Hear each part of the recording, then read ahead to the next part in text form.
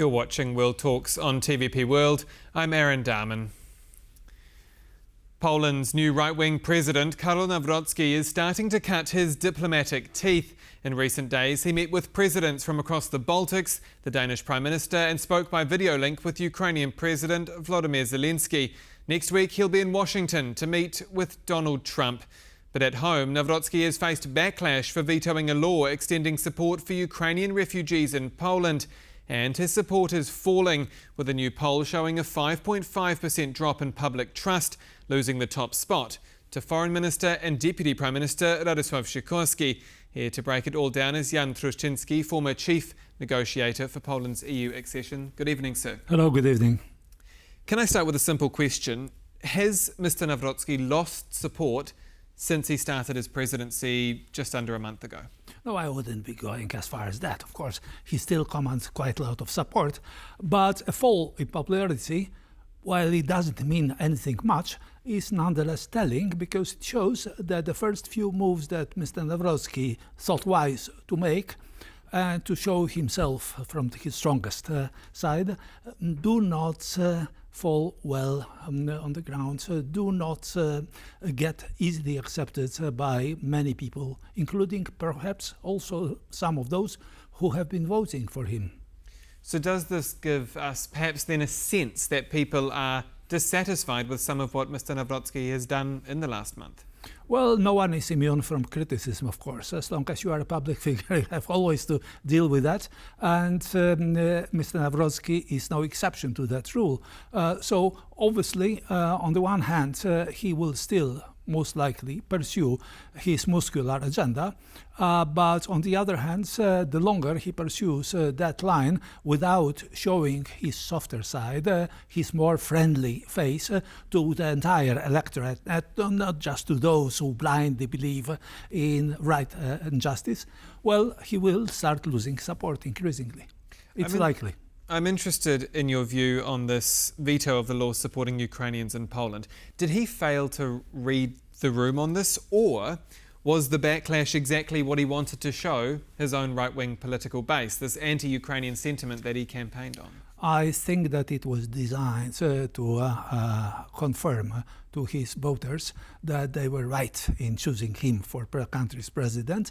Second, to reconfirm his not exactly friendly credentials regarding Ukraine. And he applied the strongman tactics here. I mean, you see a fly on the window pane, you have a baseball bat, you can brush off the fly, but you can use the baseball bat. Okay, the fly is killed, but the window pane is shattered as well. And that is the effect that Mr Nawrocki actually generated. What do you think will be Mr Nawrocki's sort of biggest potential failing, in the sense that what do you think it will be that Mr Nawrocki does or doesn't do that would lead to what you mentioned earlier, this likely loss of support? Well, I think that his single most important target, I support those who claim that this is his target, is to bring about the quickest possible fall or dissolution of the present government coalition. And everything is subject to that single goal. So if he is successful in dismantling the government coalition, if he shows that this strong man tactics pays off, then I'm afraid he may appear as the effective political figure. He will then gain support instead of losing it. But there is no way of telling at the present time which scenario is the most likely. I believe that he has no political experience. He has never run any important political body or institution. He has no international exposure at all, no experience, and everybody knows that. So he has a greenhorn, he has a lot to learn. He may be supported by advisors, ministers, whatnot, some of them competent, some others being actually useless or even harmful. So God only knows which way it will turn out.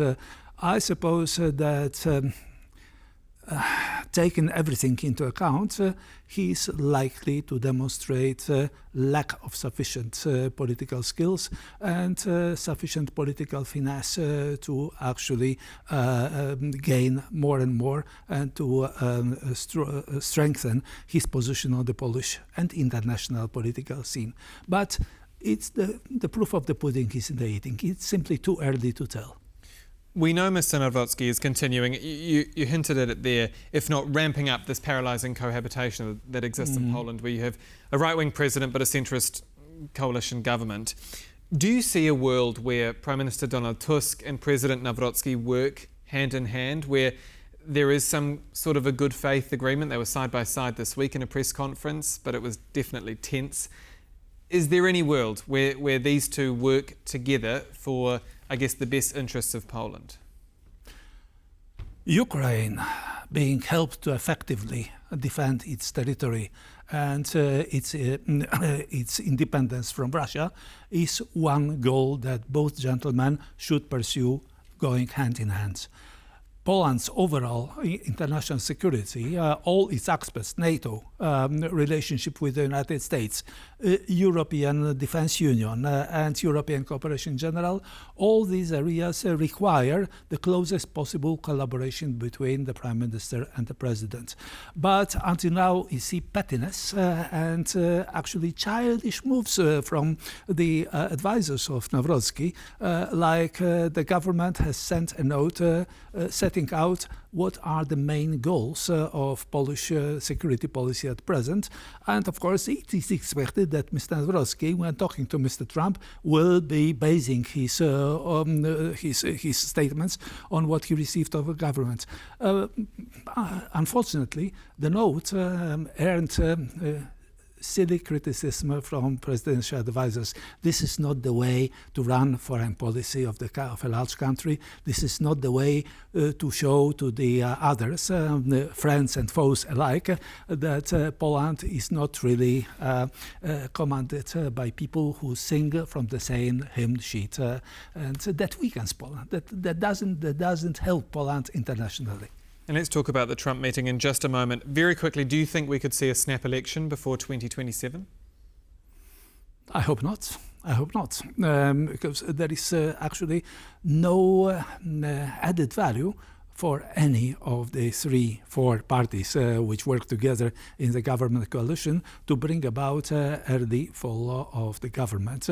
The junior partners will all lose and lose painfully. So it doesn't make any sense for them. It makes sense to sit in the same boat, keep rowing, preferably with better skills and more effectiveness than heretofore, but nonetheless together and not everybody going his own way. On the Trump meeting, how important is that meeting for Poland and the region? Or, given what we know about Mr. Nawrocki, foreign policy, the paralysing cohabitation with Donald Tusk, is it just a symbolic handshake? Well, I hope it will be more, but it will depend very much on how much Mr. Nawrocki already knows about the pros and contras of handling Donald Trump, how much he has learned, how skillfully he will run the conversation from his side, how much he will be able to gain or to defend regarding the American troop presence on Polish territory, American involvement to apply bigger pressure, more pressure on Russia in order to bring about a real ceasefire and hopefully a peace solution. And if on those two counts Mr. Nawrocki gets Mr. Trump to say something interesting, useful, adding to Ukraine's security, to Poland's security, he will emerge as winner from the conversation. But here again, the proof of the pudding is in the eating. Given that Mr. Nawrocki has met Mr. Trump before, they seem to have some kind of a relationship. Could that be beneficial to Poland? If it helps Poland's overall security, if it helps Ukraine's security, yes. If, on the other hand, Donald Trump sees Mr. Nawrocki as a useful helper in weakening of the European Union, in strengthening populism across Central and Eastern Europe, that will not be a good result for Poland. That may be a good result for Mr. Nawrocki as the helper of Donald Trump, but it will not be good for Poland. When we talk about the foreign policy front, here you have with Mr. Nawrocki, a Eurosceptic historian. As I mentioned earlier, he drew on anti-Ukrainian sentiment throughout the campaign. And he's meeting with world leaders. He met with the Baltic presidents this week, the Danish Prime Minister. He talked with Volodymyr Zelensky. Now he'll be meeting with Trump. Does Prime Minister Tusk have reason to worry that President Nawrocki will not represent, I guess, Poland's foreign policy position or its true foreign policy position on the world stage? Well, I have not been following that in every detail, but I registered Mr. Tusk's positive remarks about his conversations with Nawrocki and his belief and even confidence that they would be able to find common language regarding the basics of Polish security and how to handle partners in Europe and elsewhere with regard to that important goal. So not all is lost, I think. And here again, I mean, Mr. Nawrocki is to a large extent a blank piece of paper. Not much has been written on it as yet. We don't really know yet how effective or how ineffective he will be in running or helping rather to run Poland's foreign policy. I am pretty, I would say, skeptical about his ability, his skills. He has no knowledge which is necessary in international relations. He has no experience that is a must in international relations. So the starting point is not exactly a very positive one. But then people sometimes rise to the occasion. So I wouldn't rule out that Mr. Nawrocki will be able to do just that. But always provided that he plays together with the government and not against the government. And lastly, do you have confidence that there is a world where they do work hand in hand? This is a good question. Hard to tell, really, hard to tell. I wish this were the case. I wish this were the case, of course, but I have seen in my past a very good cohabitation between then Poland's President Kwaśniewski and Poland's then Prime Minister Buzek. So it can work even very well. This is not going to happen between this president and Mr. Tusk, I'm afraid, but there is certainly some ground that can be gained here, provided Mr. Nawrocki behaves responsibly and with a view to defending and promoting Poland's security interests abroad. Jan Truszczyński, former Chief Negotiator for Poland's EU accession, thank you again. Thank you very much. And that's all for this edition of World Talks. Do stay with us here on TVP World. I'm Aaron Darman. Good night.